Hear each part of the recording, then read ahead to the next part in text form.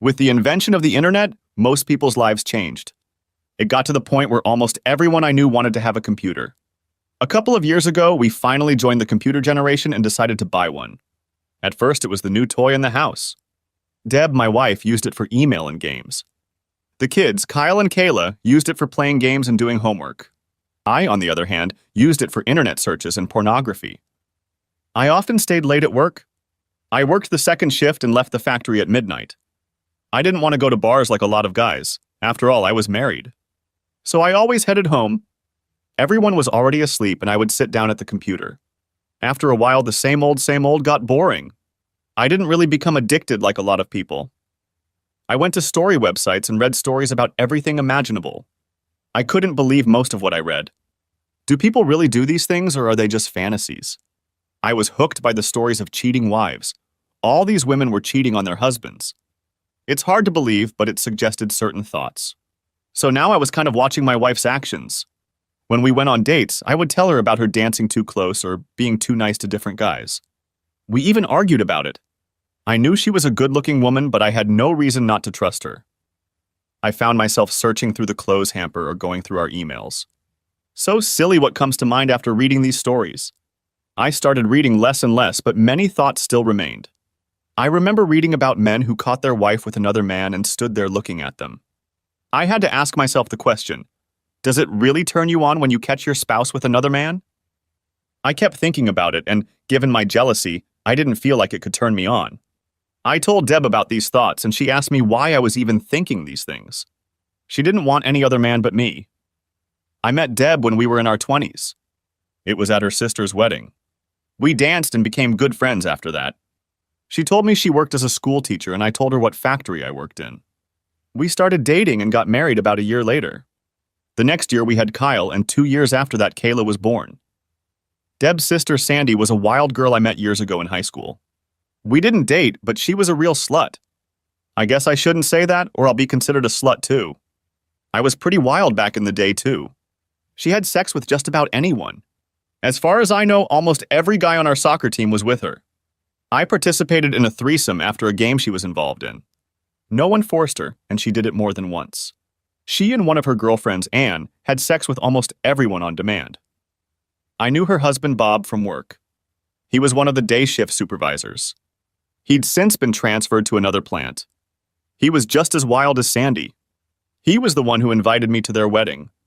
I didn't care for Bob too much because I knew what kind of man he was. I liked him even less when I decided he was trying to hit on Deb after our wedding. She told me she thought he was just being polite since he was our brother-in-law, but I knew better. I told her that if he tried to do anything to her, to let me know and I would kick his ass. She told me to calm down. She was mine and mine alone. We agreed to never talk about our past relationships because we were both pretty jealous people. I didn't want to go on a date one day and run into the guy she had mentioned having sex with. I also didn't want to explain to her that I had slept with her sister. When Kyle was 8 and Kayla was 6, they were both in school, and Deb and I got along pretty well, except for the fights we all have. We didn't see each other much since we worked different shifts. I was alone during the day and she was alone with the kids at night. It wasn't the best situation for a marriage, but that's the way it was. One day, while getting ready for work, Deb asked me if I could come over to her sister Sandy's house and fix the plumbing. Her kitchen sink was leaking and Bob was useless as a handyman. I laughed when she said the word plumbing, and she quickly replied, "The plumbing is at the sink, not my sister's. If you ever try to fix it, you'll regret it." I told Deb that I would stop by on my way to work and fix everything before I went inside. She gave me a kiss and then headed off with the kids to school. I couldn't help but think about Sandy. From what Bob had told me, I realized that they were probably swingers. They didn't have kids because Sandy always said it would ruin her figure. She didn't have a bad figure, but no better than Deb, and Deb had 2 kids. Sandy was always trying to hit on me. I did my best to just joke around with her. She didn't look bad, but she wasn't worth losing your marriage over.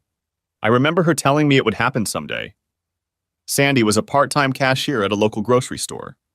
It was her day off, and she knew I was coming to fix the plumbing. When I arrived, she was wearing a sexy bathrobe. She offered me a cup of coffee and we talked for a few minutes before she showed me the sink. I realized it was just clogged when I removed everything from under the sink to unclog the siphon. Her husband could probably fix it. He probably didn't even try. I lay on my back with my head under the cabinet and put the siphon back in place. She had put too many eggshells and potato peels down the garbage disposal, and they had clogged the drain. As I was putting everything back together, she stood up, leaning on me. "What are you doing, Sandy?" "I want you." "Stop it, Sandy!" "I'm trying to finish this job." She stepped back for a moment and I finished assembling the pipes. When I was done and stood up, Sandy asked, "Are you going to sleep with me now?" "No, Sandy. I can't do that. Deb is your sister and I love her. I won't cheat on her, especially not with her sister. Have you forgotten how it was in high school? Are you too good to sleep with me now?"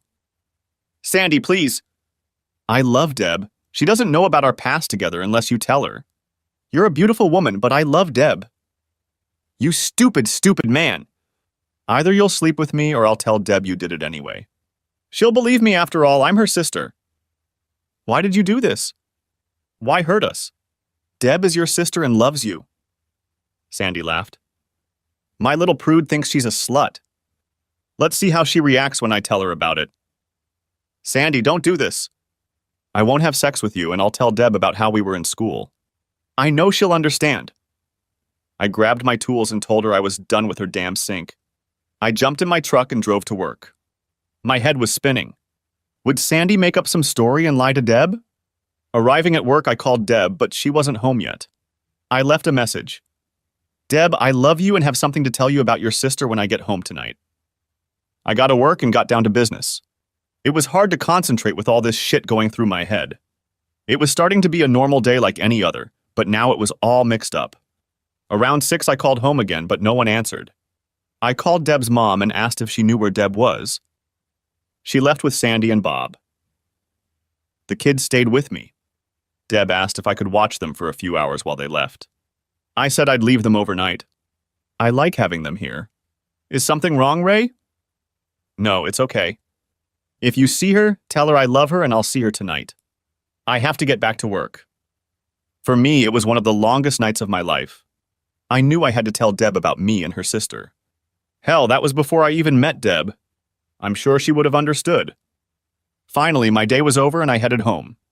As I stopped in front of the house, I saw a car parked in the driveway. I knew it was Sandy's car. Apparently, it was time to face the truth. I went to open the door, but it was locked. I pulled the key out and couldn't believe what I saw. Sitting in the living room were my wife, Bob, and Sandy. Sandy was sitting on my couch holding Deb's hand. Bob was pulling up his pants and my beautiful wife was lying on the couch. Everyone flinched when I opened the door. There was a smile on Sandy's face and a smirk on Bob's face. My wife Debbie looked half scared and drunk. Now I had to face reality. I don't know about the guys in the stories I read, but I didn't have a boner. I didn't like seeing my wife in that position. I was beyond furious, ran up to Bob and hit him as hard as I could. I knocked him to the ground. Behind me, I heard screaming. I didn't know if it was Deb or Sandy. I hit Bob probably 5 times before I felt a blow to the back of my head. When I woke up, I was in the hospital.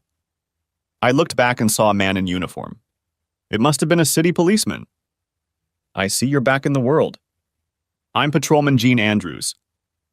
"Where exactly am I and where is my wife? What happened to me?" "Slow down, Mr. Harper. You have a concussion from being hit on the head with a glass vase. Apparently, you got into a fight in your home and the police were called. They were going to charge you with assault, but the charges were dropped. You were very lucky. You could have gone to jail for a whole 18 months. What about the attack on me? You said someone hit me in the head. According to witnesses, you came home and started fighting with your brother-in-law. To make you stop, his wife hit you on the head with a vase. You were hit only once, and that was to stop the fight. You should thank them for dropping the charges against you. Where was my wife when you came in? When we arrived, your wife was throwing up. Your sister-in-law said she had too much to drink, and you got angry with her. And when you headed towards her, your son-in-law stopped you and you started fighting with him. He was only trying to defend himself. When we talked to your wife, she said she doesn't remember much except that you were yelling at her. If the charges are dropped, why are you here? My supervisor called when you weren't home yet and told me to wait and get your statement. So what happened? I have nothing to say. I wasn't going to tell the world that I caught my wife in bed with another man. I just lay there and didn't say anything. All right, have it your way. According to the doctor, you will have to stay here until tomorrow. I suggest you think about what you've done and thank God that no charges have been filed. You are a very lucky man, Mr. Harper. The officer left and I lay there with a terrible headache. What was I going to do next? I knew I couldn't live with a cheating wife, but I had to know why she was doing this. I called my sister to pick me up the next morning. I had no way to get home and I didn't want Debbie picking me up. While I was waiting for Amy, my sister, to arrive, the phone rang. It was Deb. Do you want me to come and get you? We need to talk now that we're even. Even? What the hell are you talking about? You slept with Bob and you're saying we're even. Amy's coming to get me. I just want to pick up a few of my things and I'm leaving. What do you mean leave? I was just getting even with you for what you did, Deb replied. I'm not going to talk about it over the phone. Amy and I will come get my stuff and we'll talk then. I hung up the phone and waited for Amy. She showed up a few minutes later and we headed toward my house. I asked Amy to wait in the car. I knew she liked Deb, and I didn't want her to be in the middle of anything. I knocked on the door and Deb opened it. I asked where the kids were and she said they were still at her mom's. I spoke first. Did you get my message? Yes, and Sandy told me how you forced her to have sex. How could you do that? She cried softly. I didn't do anything like that. That's why I left the message. I went over to Sandy's house and fixed her plumbing. She started hitting on me. I told her no, but she kept insisting on doing it. She told me that she would tell you that she had sex with me, even though she didn't. I don't believe you. You're lying! Why would my sister lie to me? She's jealous of our marriage. She wanted to see if she could keep us apart, and she seems to have succeeded. Why do you think she sat back and let Bob have sex with you? They are swingers and wanted to get you into it. Looks like they both got what they wanted. You let Bob have sex with you and our marriage died. No, that's not true. I did it to get even with you. You raped my sister, and I had sex with Bob to get even with you. Sandy even knew you weren't circumcised and that you had a mole on your upper thigh. Your sister is a whore. She knew that because I slept with her in high school like every other guy. I never told you because I had a crush on you and didn't want to lose you. Then you said we would never talk about our past relationship, so I left it all in the past. I don't know what to believe. Sandy is my sister. And I'm your husband. You didn't even wait to ask or call me about it. Instead, you let Bob do it. Do you really think it would have solved the problem if I had raped your sister? You must have wanted him very badly to let them talk you into it. But, Sandy said, I don't care what your whore sister said. This isn't just about Bob. It's about you not respecting me and not trusting me to at least listen to the accusations against me. If I raped her, why didn't she call the police? She said she didn't want to hurt me with a family scandal. She had no problem hitting me over the head and calling the police last night. She didn't yell rape because it didn't happen. You can believe whoever you want, but this marriage is over. Why would you want to live with a rapist? No, you wanted Bob and you used me for an excuse. No, that's not true. I love you. You better look up the word love. It doesn't include sex with other men. I'll pick up a few of my things and come back next week for other things while you're gone. I'll go to the lawyer first thing Monday and start filing for divorce. Ray, wait! This isn't how it was supposed to happen. Sandy said she forgave you and you would forgive me. I just wanted to get even with you. No, you just had sex with Bob and your sister. I went and got my suitcase, putting a few personal items in it. What do I tell the kids? Tell them whatever you want. I don't care. I don't want to see you anymore. I'll get a lawyer to arrange visits and Amy can take the kids so I can see them. I don't ever want to talk to you again. I opened the door and stepped out. Amy drove me to a cheap motel until I could find another place. On the way to the motel, I told Amy the whole story. She was my sister and best friend. She knew I was telling the truth. I knew she would help watch Deb and the kids. Weeks went by and it was very hard for me. I worked overtime as I had more expenses to pay. I found a cheap guest house that I rented by the week. I ate mostly at a bar or a corner diner. I met with a lawyer and, since I had no proof, simply asked for our marriage to be dissolved. He told me that Debbie didn't want it, but would agree to anything I wanted. Everything was pretty much split 50-50. We rented a house and she just took over the payments. Our savings were split in half, and she had to give me half the value of our stuff. I had to pay child support, which didn't bother me at all. I love my children and miss them terribly. The problem was that I also missed Debbie, but I knew it was over between us. I went to every school function I could so I wouldn't interfere with work. Both of our children had birthdays, and I went to them as long as I didn't have to be around Debbie's family. I made polite conversation with Deb, but whenever she wanted to talk about us, I left. I saw my kids every weekend and occasionally during the week, depending on my work schedule. Deb probably called me almost every day up until the divorce. If she wanted to talk about the kids or household chores, I listened. When she wanted to talk about us, I hung up. One day I stopped by my sister's house for dinner and played with the kids. Amy told me that Sandy was still sticking to her story about me forcing her to have sex. She told me that Deb was torn between what Sandy said and what I said. I tried to explain to Amy that I had no proof, and neither did Sandy. It was just my word against hers, and Debbie believed her. That was what hurt the most. One afternoon when I was at my house, the phone rang. It was the school. They told me that Kyle wasn't feeling well and asked if I could pick him up. Of course I agreed and went to pick him up. He had a cold and was coughing. Debbie taught middle school, and I called her to let her know I was picking up Kyle. She said she would be home as soon as she could. I took Kyle home, put him on the bed, and took his temperature. He had a slight fever, but nothing serious. About an hour later, Deb came home with Kyle. She quickly went in to see how Kyle was doing. As she went in to see him, the phone rang. I wasn't thinking when I answered the phone out of habit. It was Sandy. "What are you doing there?" she asked. "Well, if it isn't a liar. Kyle was sick and I brought him home. Don't worry, you ruined the marriage."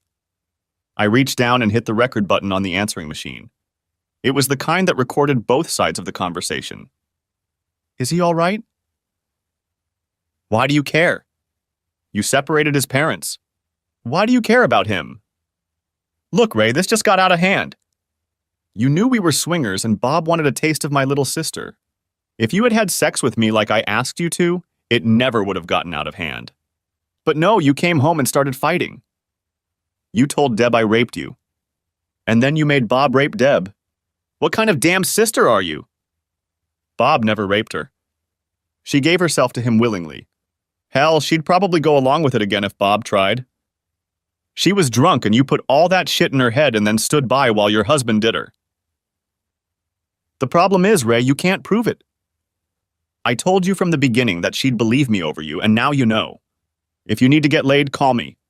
Tell Deb to call me later. I hope my nephew is feeling better." She hung up and I turned off the recorder. Debbie asked who had called, and I told her, "Your wonderful angel is a sister who will never lie to you." What did she want? I recorded her message and she said to call her back. "Well, I'll see you in court Thursday. I guess we can call it a day of freedom. Don't forget to listen to the message," I said as I headed to my truck. After about 5 minutes, my cell phone started ringing again and again. It must have called me about 10 times before I got home. When I got home, my cell phone kept ringing. Finally, I picked up the phone. "Ray, I'm sorry. I'm so sorry. Please forgive me. I just talked to Sandy and she told me the truth about not being raped." "That's good to hear, but it doesn't change anything in my mind. You slept with Bob and didn't even give me a chance to explain. After I told you the truth, you still chose your sister's story, thinking I was a rapist. I want to tell you one thing. I loved you and probably always will, but I also hate you for what you did to our family and for the distrust you harbored for me." On Thursday, I took 2 days off work. I went to my attorney's office and signed my name to the divorce petition. I wanted to leave before Deb arrived. I was extremely depressed as I headed to the neighborhood bar. I was already setting up my drinks when I looked over and saw Bob walk in.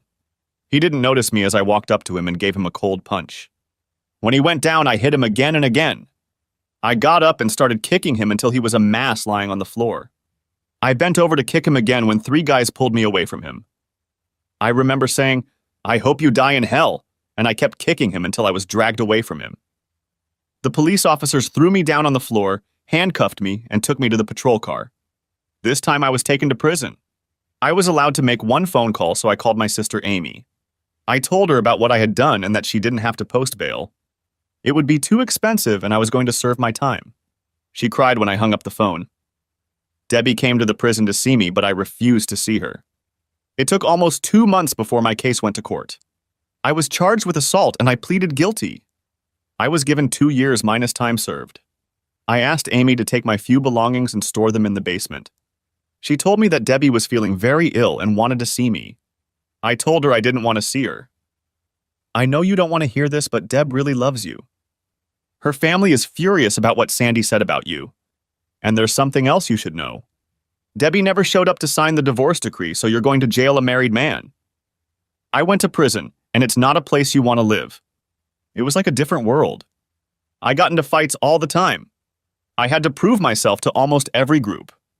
I wasn't anybody's scapegoat. My cellmate was a life inmate named Killer. I think he came home one day, saw his wife having fun with another man, and destroyed them both. According to the documents, Keeler stabbed them about 80 times. He was hard to recognize. The year before, he had killed another inmate after he started fighting with him. I tried to hold on as long as possible, but the other prisoners constantly questioned me. In the first 2 months, I was taken to the infirmary twice because of cuts. Fights happened almost daily. I must have paid my tribute because after that I wasn't bothered as much. What's more, Killer even started talking to me. On Visitor's Day, I decided to go see my visitor. I thought it would be Amy or my father, but it was Debbie. "What are you doing here?" I asked. She looked so sweet and beautiful. I wanted to hug her, but I was playing Angry Ray. "Ray, I love you and I've made a lot of mistakes. I brought you some pictures from the kids. They miss you very much, and so do I." Tears streamed down her face.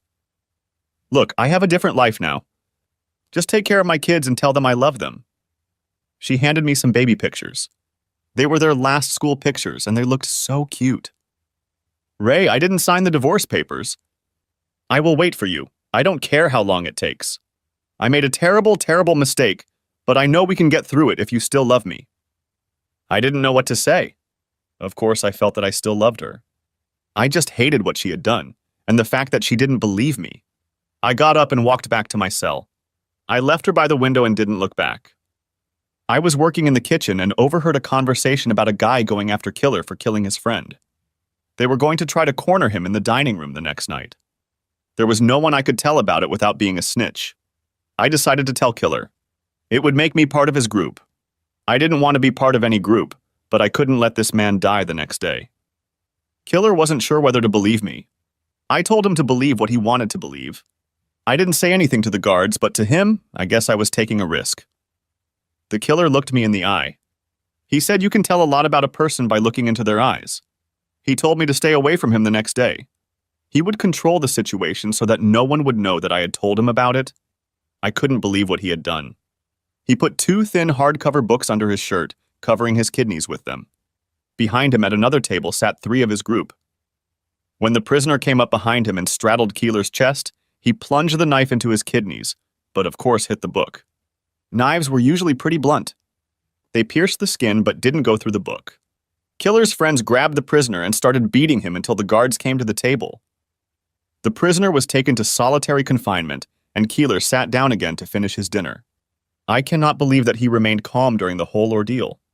After that day, Keeler talked to me on a fairly regular basis. When we talked in the cell, he was a completely different person than he was outside the cell. Outside the cell, he was as tough as could be. Everyone knew he was the leader of his group. He asked me about Debbie and the children. He told me that he had 3 grown children, but of course they never came to see him since he had killed their mother. He said that his youngest daughter, Angie, was on his side. She knew that her mother was the cause of the family problems. She wrote to him regularly, but he forbade her to come and visit. He didn't want other inmates to see her and possibly endanger her. I could tell he really loved his daughter. He smiled when he told me she was a lawyer. I told him my whole pathetic story about how Sandy had set me up and also set Debbie up. "Do you still love her?" Keeler asked me. "Yes, I think so, but at the same time I hate what she did to our family." "Does she still love you?" "She says she loves me, but I can't forgive her." "Why not? Look where you are now. You've hit rock bottom, kid. If there was a woman in the world who loved me and said she'd wait for me, I'd be the happiest man in the world." What about mistrusting me, not trusting me, and having sex with another man? Hell, you killed a man and your wife for the same thing. And I regret it every day of my life. I regret not giving her a second chance and getting my family back. Don't get me wrong, Ray, don't hold a grudge. It will kill you ever so slowly. He gave me something to think about. Is he right?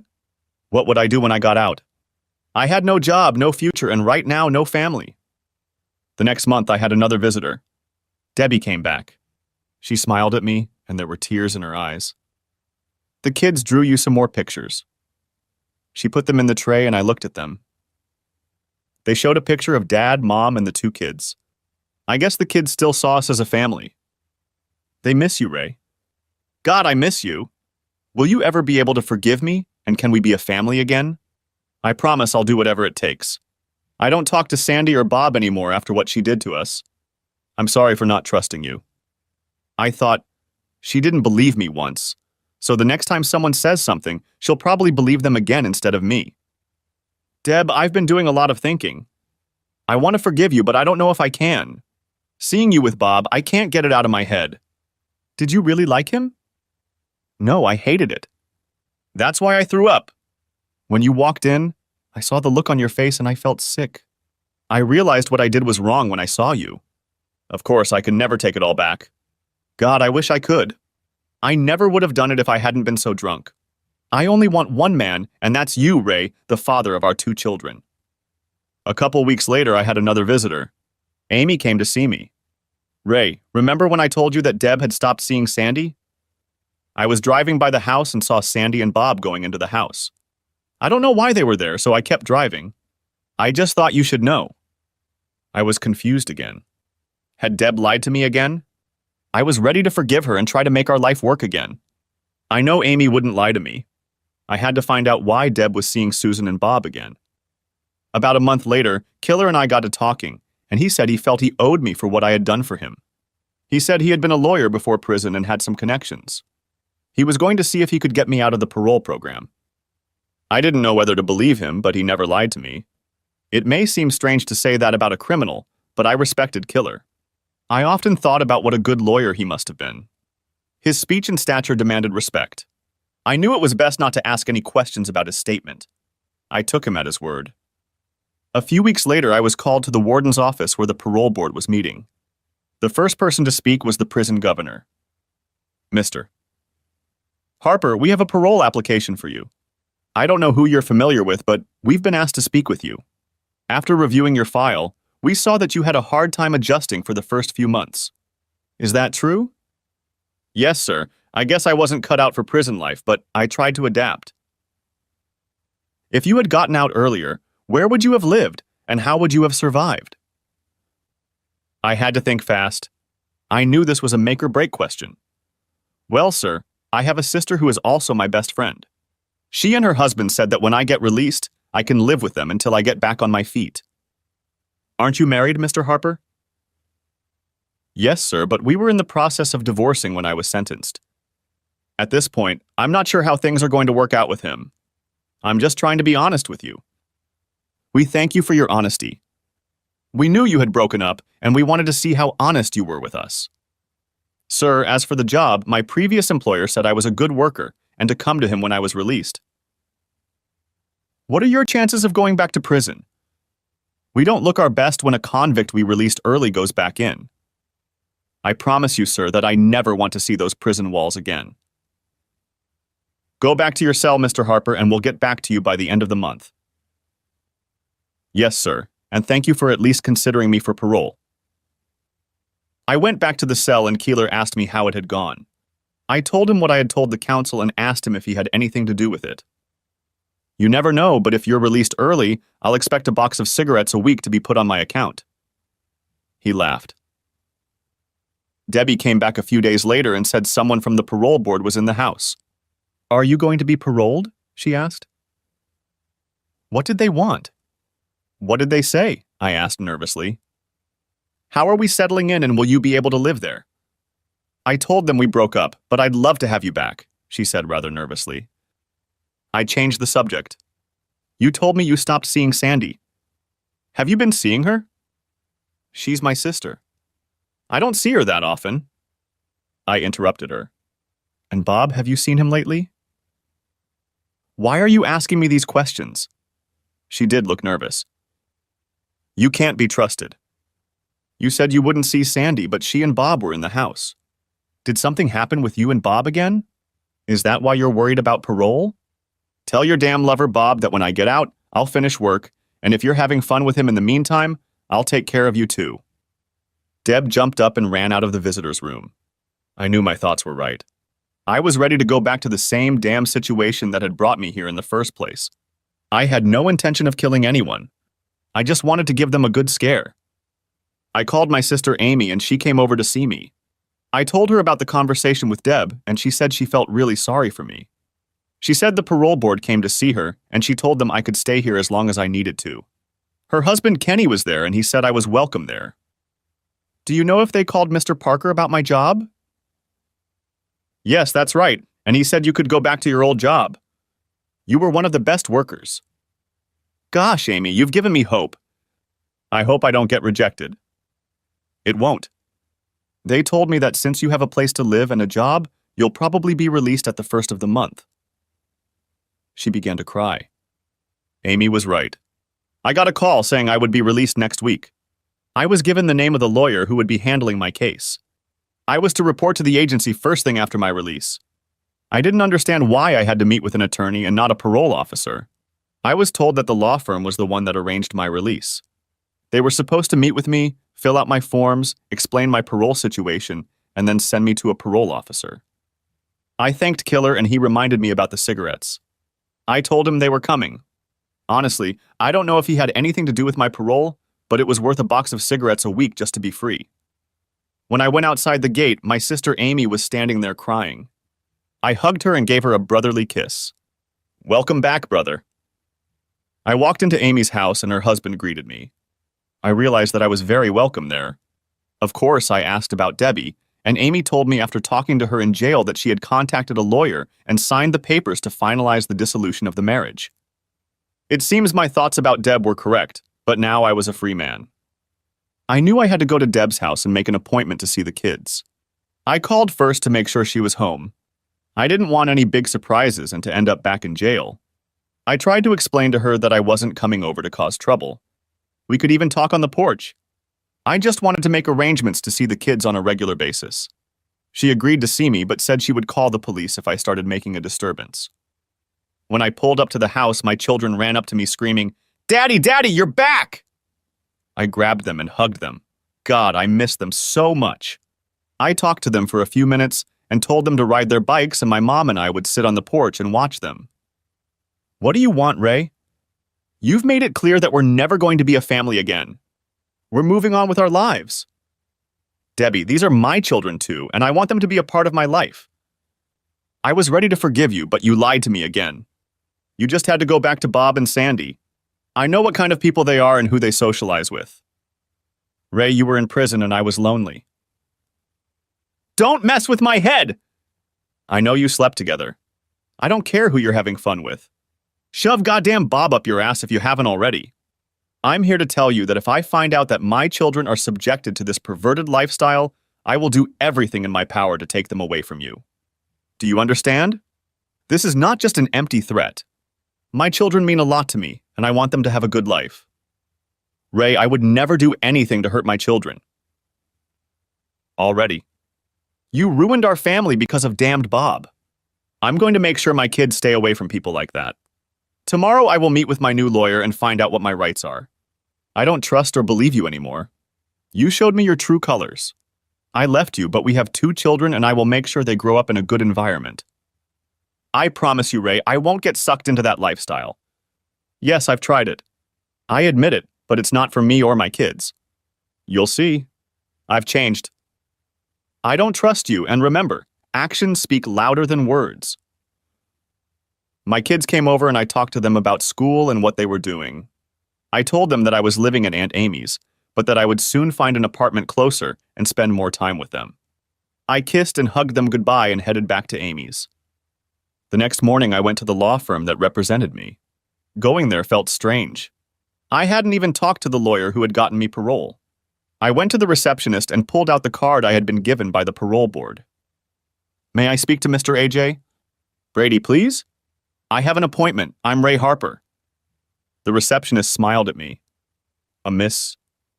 Brady will see you shortly. Please have a seat, Mr. Harper. I asked myself if she said, Miss? Brady. The card said, AJ. Brady, so I assumed it was a man. I was sitting there pondering when a beautiful woman in a dark blue suit walked up to me. She had a smile, dimples, and shoulder-length dark brunette hair. I couldn't help but stare at her as she held out her hand to greet me. Ray Harper, I presume, she said, extending her hand for a shake. I'm AJ. Brady. I know we haven't met yet, but I've been asked to look into your, how shall I put this, situation, and I've come to the conclusion that you didn't have a fair defense, and we'll talk about the rest. If you'll step into my office, please. Mary, I don't want to be disturbed. Please take messages to all calls and tell them I will call them back. Yes, Miss Brady, the receptionist replied.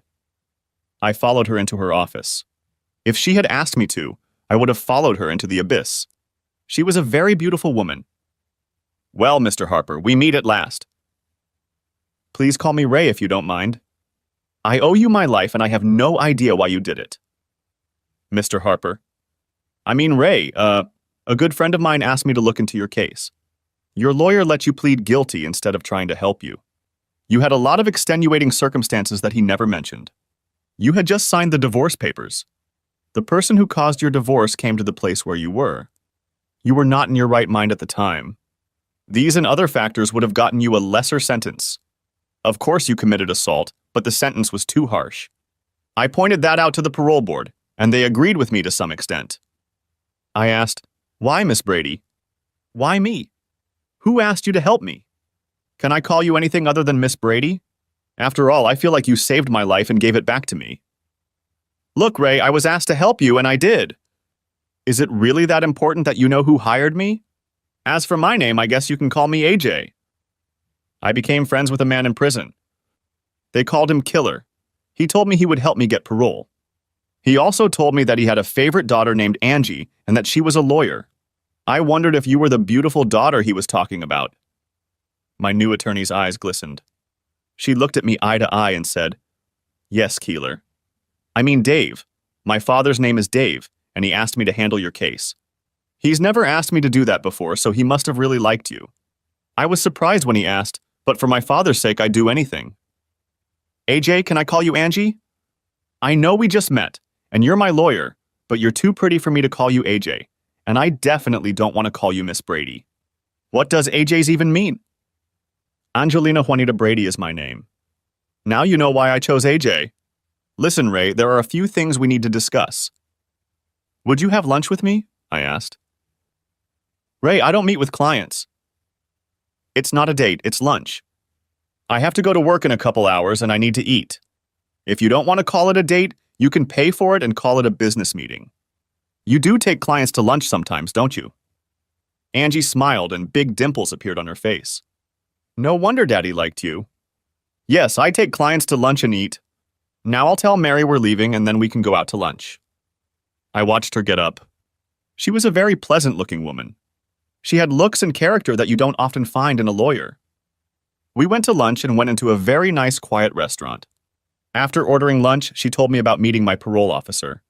She said he was a pretty decent person, but I would have to follow the rules and stay out of trouble. I was to meet with him twice a month for a few months and then once a month for the rest of the year.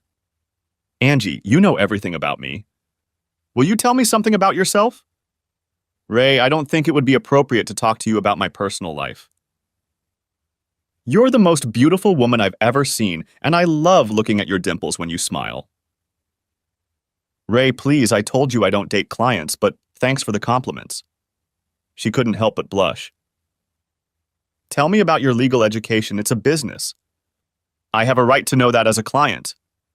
She tried to hold back a smile.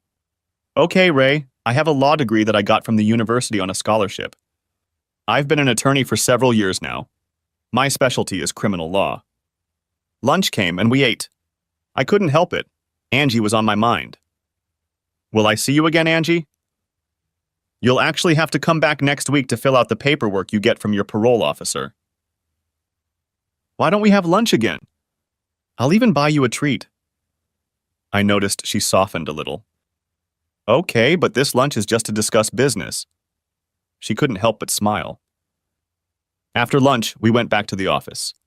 When she held out her hand to say goodbye, I held it in both of my hands for a few seconds.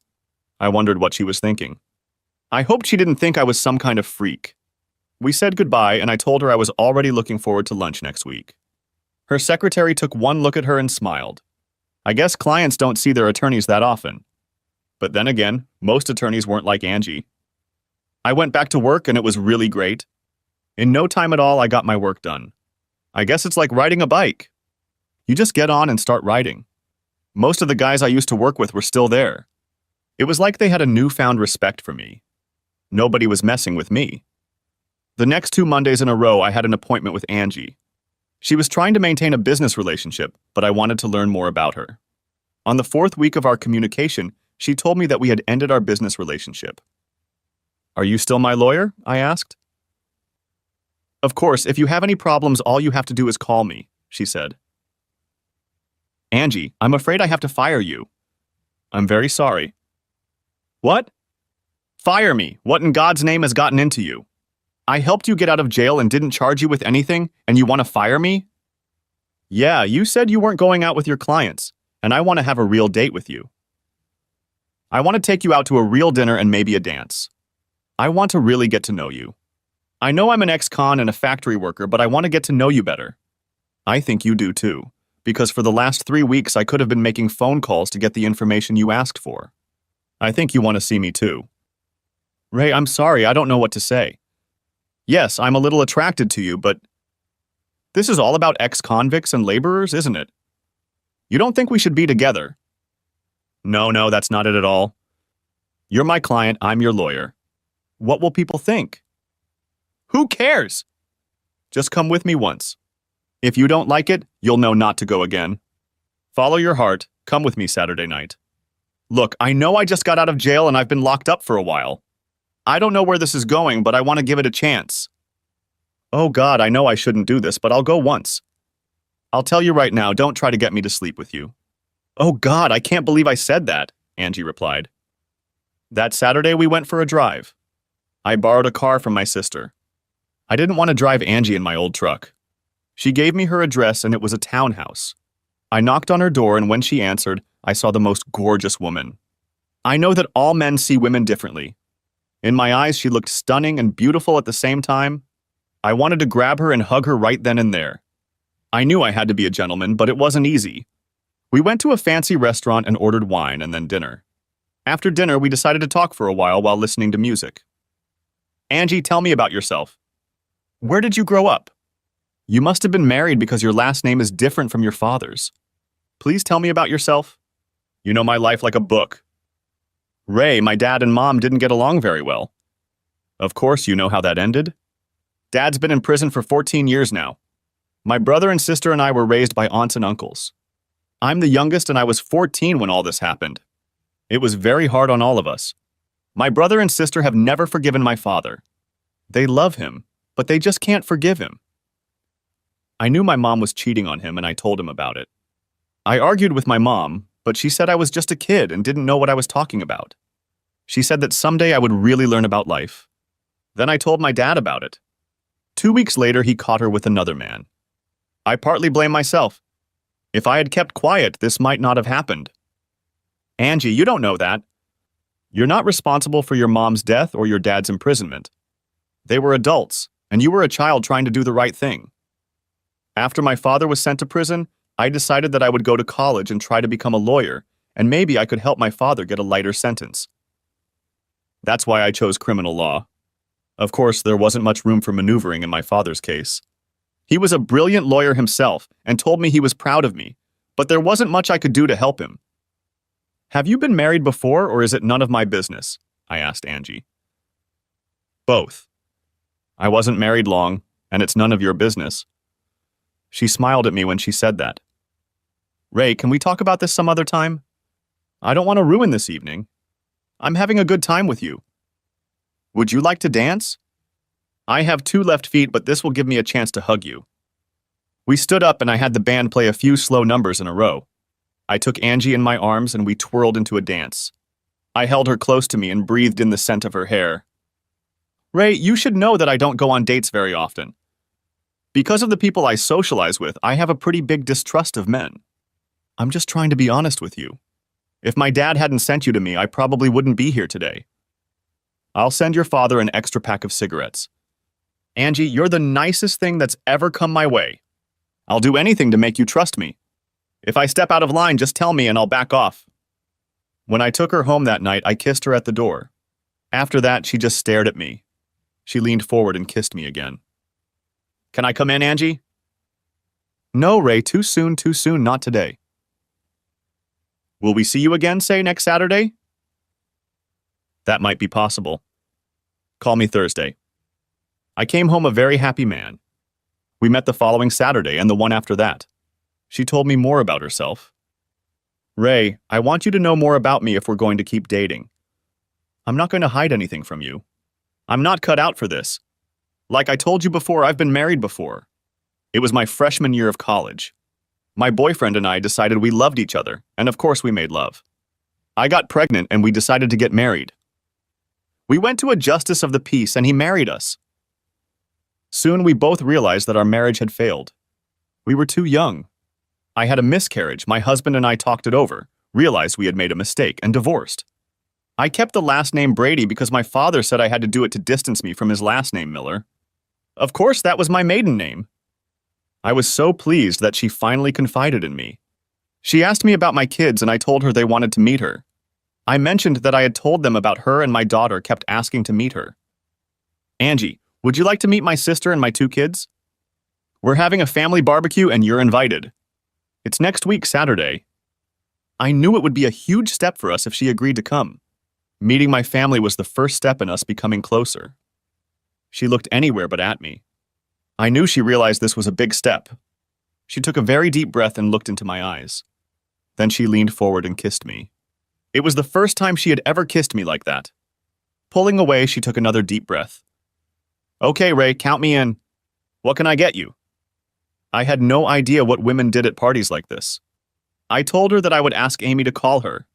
When I told Amy about Angie coming to the family party, the number of family members who were going to attend increased. They all wanted to meet the new woman in my life. My mom and dad showed up, as well as several cousins, aunts, and uncles. Angie said she would make potato salad. I remember Amy telling me how sweet Angie's voice sounded when she called her. I think she was hoping something would happen between us. I knew it was. I stopped by Deb's house every weekend to pick up my kids. I would drop them off at Amy's or we would go somewhere. They were fun to be with. I asked them about their mother, but always tried to do it politely. Kyle told me that their mom was dating a man. This worried me at first, but then Kayla told me that it was a school teacher. His name was Pat. He taught health classes and was the soccer coach. I asked Deb about him and she said, I told you I was trying to turn my life around. Pat is a good guy. His wife died of leukemia 2 years ago. He moved here to start over. He has a 15-year-old daughter, and Kyle and Kayla like her. I want to tell you one thing, Deb. Your lies and cheating have ruined our relationship. If you care about this man, treat him right and above all, be honest with him. Don't mess things up the way you did between us. Pat loves our children and treats them well. He knows about you and realizes that you are their father. I hope everything works out for us. I hope I haven't ruined it for you and all the women. You're a good man, Ray, and I know you'll find the right woman. I'm just sorry I caused you so much pain. I said goodbye and drove home. I found a small apartment about a mile from the house where Deb and the kids live. I found a 2-bedroom apartment so the kids would have a place to stay when they were with me. I still stop by Amy's a couple times a week, usually to eat, but I like to visit them too. When the day of the barbecue came, I was on edge. I stood outside and waited for Angie to show up. I was greatly relieved when her car pulled up. She smiled at me and held out a bowl. Potato salad, and you better eat some, she smiled at me. She looked beautiful. I don't think she could look bad in my eyes. I felt so good when I was around her. I knew I had fallen in love with her, even though we never did more than kiss. Some things you just know. I just hoped she had some feelings for me too. I introduced her to everyone as my good friend. When I introduced her to Mom and Dad, she smiled and hugged each of them. Dad said right in front of her, "Don't miss her, Ray. We already love her and we don't even know her." Angie looked at me and smiled. I took that as positive feedback. When I introduced her to Amy, they both looked at me. "Ray, I never told you, but I met your sister when I was interviewing people for your parole." "I didn't tell you because the subject never came up until now. I never imagined we would become friends. I told you I would never lie to you. That's why I'm telling you this now. Amy and I hadn't spoken since parole until she called me about the potato salad. Is there anyone else you've talked to that I should know about?" "Yes, Deb, your ex-wife Sue, and of course Bob. I talked to your boss at work to make sure you would have a job. With the people who witnessed the bar fight, and of course the police who arrested you. I did all of this as your attorney. I never imagined I'd fall in love with you. After all, we'd never met. I'm sorry I didn't tell you about all of this, but I really shouldn't have told you about all of this. You were my client, and I needed to find out the truth before I could be behind you. If you want me to leave, please tell me and I'll leave." "Leave? Leave? You just said you were in love with me and that's all I heard." I grabbed her and kissed her, then hugged her and introduced her to the rest of the family. I told Angie I'd be back in a few minutes. I had to pick up the kids. They were dying to meet her. When I got back, Kayla came over and introduced herself to Angie. "Hi, I'm Kayla. Are you Daddy's girlfriend? You're really pretty, just like Daddy said." "Hi, Kayla. You can call me Angie or AJ. You're a very pretty girl. It's really nice to meet you." Kayla said, "Come and meet my older brother. He's 10 years old and he's afraid of girls. Kyle, this is AJ, Daddy's friend." I saw Kyle shaking Angie's hand. She knelt down to talk to the kids on their level. I could tell by the way the three of them were talking that they were going to become friends. I walked over and joined them. "We like her, Daddy. She's so pretty and sweet," Kyle told me, who was not known for being talkative. Again, Angie just looked at me and smiled. The barbecue was great. Toward the end of the evening, I was talking to Angie when Kyle and Kayla came up to us. "Dad, remember how you said we were going to go to the amusement park in 2 weeks? Can Angie come with us? Then when Kayla and I go on the rides, you'll have someone to talk to." I tried to explain to Kyle that questions like that should be asked in private. Maybe Angie had other plans, or maybe she didn't like amusement parks. He looked at Angie and apologized to her. "Sorry, Angie, I didn't realize you didn't like amusement parks." Angie started laughing. She knelt down and said to Kyle, "Honey, what your daddy means is that you should ask him those kinds of questions in private, not me. As for amusement parks, I love them and would love to go there if it's okay with your daddy. Maybe you and I can ride the roller coaster together." Needless to say, we all went to the amusement park and the kids rode everything they could get their hands on. Angie kept her promise to Kyle and rode the roller coaster with him. She also rode the Ferris wheel with Kyle. On the way home, Kayla said to me, "Dad, you have to buy a car instead of your truck. You can't expect Angie to use her car all the time because we all won't fit in your truck." That made Angie and I laugh, but the girl was right. Over the next couple weeks, I didn't see Angie much. I had to work a couple weekends and she was busy in court. We talked on the phone a couple times, but it wasn't the same. One Saturday, I picked up the kids and we decided to go to Chuck E. Cheese's. It was a pizza place for kids. Besides pizza, there were all kinds of games where you could win tokens and get little prizes. We were already at the house when Kayla asked me if she could call Angie and ask her to come with us. I didn't want to disappoint her, so I said I would call Angie.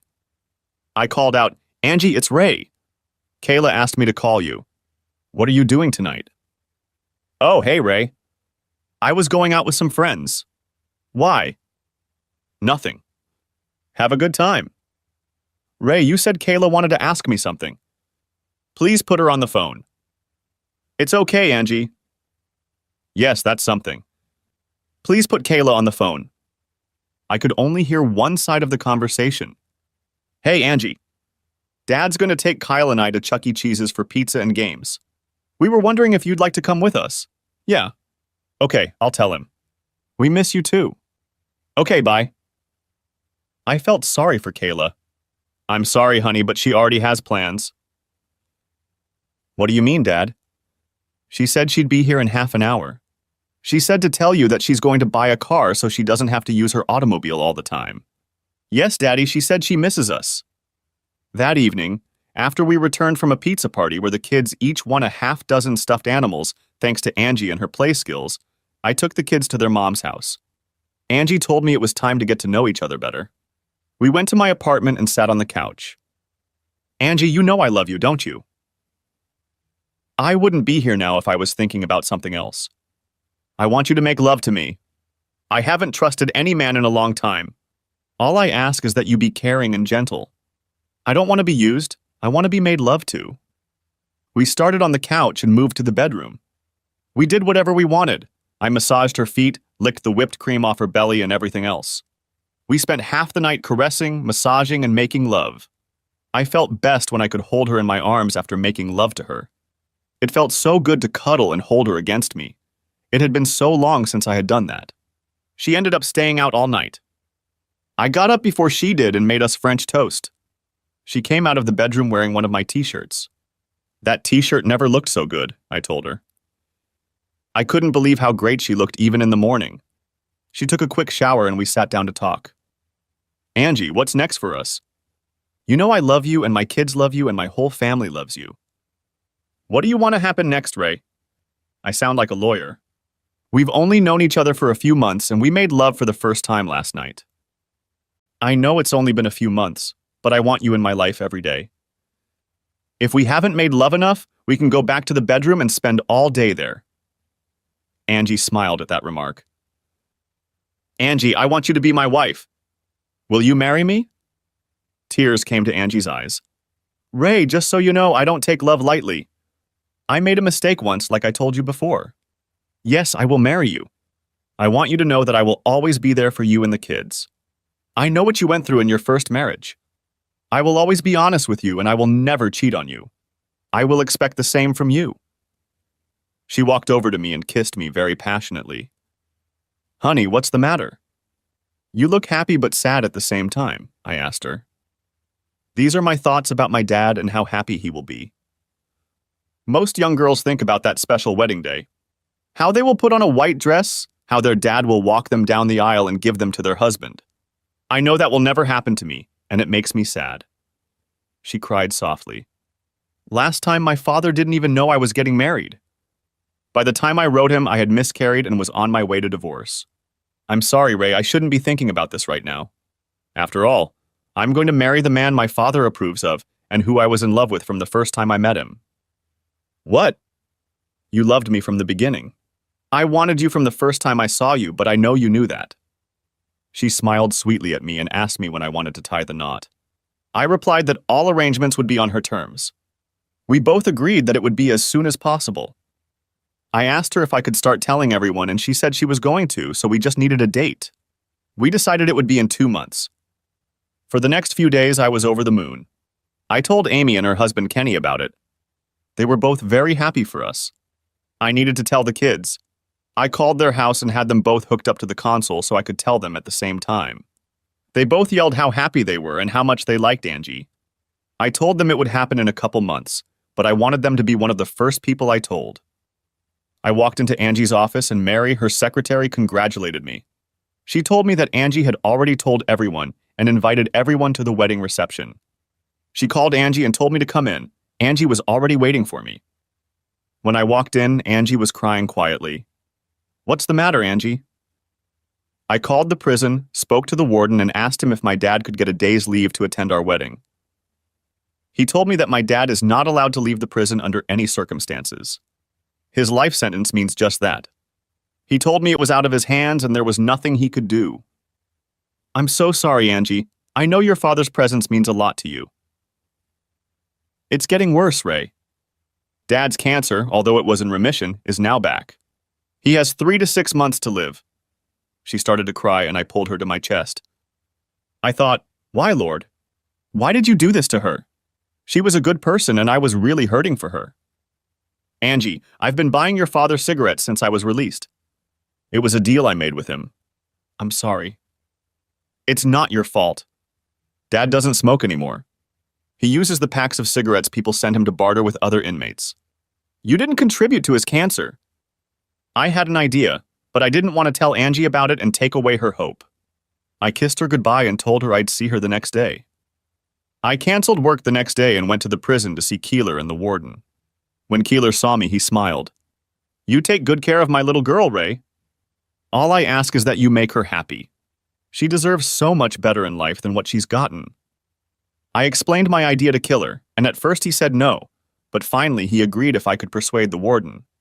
Then I told him I would see him later. I had an appointment with the warden. The warden greeted me. "Well, Ray, I see you're keeping your cool and getting married. I'm sorry about Keeler, but he's a life prisoner and we can't let him out for his daughter's wedding." Warden, are you in full control of the prison and can make most decisions about the facilities? What's your point, Ray? Can we get married on the hotel grounds? We can use the chapel and Keeler can walk his daughter down the aisle? You and Keeler's daughter want to get married here?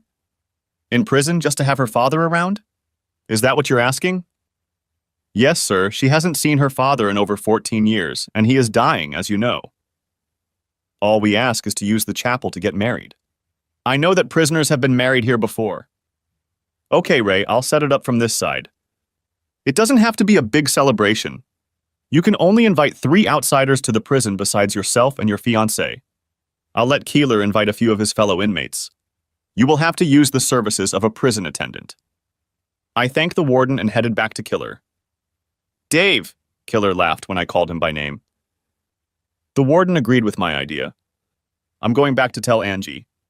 Thanks, Dave. I know it means a lot to our girl. Dave smiled at me. Ray, write down the number I'm going to give you. I wrote it down for Angie. When you go to the bank, tell Angie to get her birth certificate. The account is in her maiden name. I wrote down the information and told Dave that I was sorry for his illness. Just take care of my little girl, that's all I ask, Dave replied. I went back to Angie's office. She saw the smile on my face and asked what was wrong. You don't mind getting married in prison? I asked. What? What are you talking about, Ray? I told her about my conversation with the warden and that her father would be allowed to walk her down the aisle. She started crying big happy tears. God, I love you, Ray. I told her about the safety deposit box and we went to see what was in it. I'm Angelina Juanita Miller, and I'd like to see my safety deposit box. Angie gave him her number, and he looked at her birth certificate. He walked us over to the safe deposit box, opened it, and left the room. The first thing we noticed was a note from her father. Dear Angie, if you're opening this box, it means you're either getting married or I've already passed away. I hope it's the former. In the little box is your mother's engagement ring. I know everyone wondered where it went, but I put it here for safekeeping. I want you to have it and wear it with pride. Your mother had her faults, but she loved you, and I know she would want you to have her wedding ring. There are also bonds here totaling over $15,000 that will help pay for your wedding. I formalized them before I was sent away. When you see your brother and sister, tell them there's a box for each of them too, if they haven't gotten theirs yet. Only yours has a ring in it. Congratulations, and always be honest with your husband. With love, Daddy. Angie and I talked about our wedding. We decided to invite her brother Brad and sister Lisa if they would come. And also my sister Amy. We would invite family and friends to the reception, which would be held shortly after the wedding. Angie and Amy spent the next month getting everything ready for the reception. Everything had to be paid extra for since the wedding was so soon, but I wanted Angie to have as much of her dream as possible. Amy said she would use her digital camera and take pictures. Angie and I went to her brother and sister's house. She introduced me to them. They told me they didn't hate their father. They hate what he did. Angie explained to them what the wedding was and why she was spending it in jail. Both Brad and Lisa had tears come to their eyes when they learned that their father was dying. After they agreed to go to the wedding, Angie gave them their bank deposit box numbers. They were surprised that their father had set aside something for them. On the day of the wedding, Angie and I drove to the prison together. Amy and her husband came too, but her husband was waiting for her in the car. When we entered the prison, I had a costume for Keeler. One of the guards took it to him. I was wearing the tuxedo I had rented for the occasion. Amy went into the room with Angie to help her with her wedding dress. Angie didn't want me to see her until she entered the chapel. I went into the chapel to wait for Angie. Brad and Lisa walked in. Brad was going to be my best man, and Lisa was going to be Angie's maid of honor. There was a small piano in the chapel, and one of the prisoners was playing some songs on it. The guard brought in 5 other prisoners who were friends of Killer, Dave, and sat them down. The warden came in with the priest and smiled. He came up to me and said that after the ceremony, they had cake and punch for everyone. For a warden, he wasn't such a bad guy. The pianist began to play Here Comes the Bride, and everyone stood up. Angie walked through the door, accompanied by her father. Both had tears running down their cheeks. Angie had gotten her wish. Her father would walk her down the aisle on her wedding day. When they were in front of the chapel, everyone took their seats except for our little wedding party. Another guard came in and closed the door. The priest pronounces, "Who gives this woman to this man?" "Yes, sir," Dave replied proudly and sat down. "Angelina Juanita Miller Brady, do you take Raymond Michael Harper to be your husband?" The priest continued his presentation and then asked me the same question. We made sure he answered, "To love and honor from this day forward." That's how we both felt. No one was ever to come between us. We had both had a difficult life up to that point. We knew we would do everything we could to make our marriage work. After saying my vows, I kissed the bride. She then turned around and kissed and hugged her father. We all went to an adjoining room to talk for a few minutes and to eat cake and punch provided by the warden. Brad and Lisa walked over to their father and hugged him. It was the first time in almost 15 years that they had talked to him. There were many tears. Tears of joy and tears of remorse. They knew their father was dying, and they wanted him to know that they still loved him. Amy took pictures of Angie and me throughout the service. She also took as many pictures as she could of Dave with his 3 children. She captured the tears, hugs, and even a little laughter they all shared in that short period of time. She left, and she and her husband took the photos to a 24-hour photo center where they were developed and some enlarged. We said goodbye to Dave and the warden. We thanked him for making Angie's dream come true. As we left, we noticed that Brad and Lisa were still talking to their father. It was a wonderful sight to see. We headed back into town and to the reception. Everyone we invited was present. The first people we saw were Kyle and Kayla, who were jumping up and down when we got out of the car. They ran up to us and hugged us. We walked into the auditorium and were greeted with shouts of joy. My parents were there with tears in their eyes, as was almost everyone who greeted us. Many of Angie's friends were there to greet us. Most of them I had never met. I noticed Mary as she came over and gave us a hug. About a half hour later, Amy showed up with the pictures. She enlarged some of our pictures. She spread them out on the table for everyone to look at. Brad and Lisa stopped by the house to pick up their families. Brad was with his wife and 2 children. Lisa was with her husband and 3 children. Both families walked up to Dave's picture and told the kids that this was their grandfather. Amy told them that she had taken 4 sets of pictures, and after the reception, each family would be able to take a set home. There was one for Brad and Lisa, one for Angie and me, and of course one for Amy. I wanted to tell you how incredible Angie looked in her wedding dress. If she had wings, she would have looked like an angel that God sent. To me, she was the most beautiful woman I had ever seen, and she was my wife. I think most men feel that way about their wives. We danced and ate and danced some more. To the clinking of glasses, our lips were together most of the night. People I worked with told me I was a very lucky man. Believe me, I didn't need to say that. I knew I had the ring, and I intended to hold on to it forever. For those of you wondering, Deb and Pat did not attend our wedding. It was Angie's day, and I didn't want anything to ruin it. Seeing her and her father walk down the aisle, seeing her brother and sister make peace with their father. The family becoming whole again. I will never forget that day. Epilogue. It's been 6 months since our wedding day. Debbie and Pat got married last month. I was pleased to see that she is really trying to get her life together. My children tell me that Pat is treating them well. I asked about Aunt Sue and Uncle Bob, and my kids tell me they moved to another state.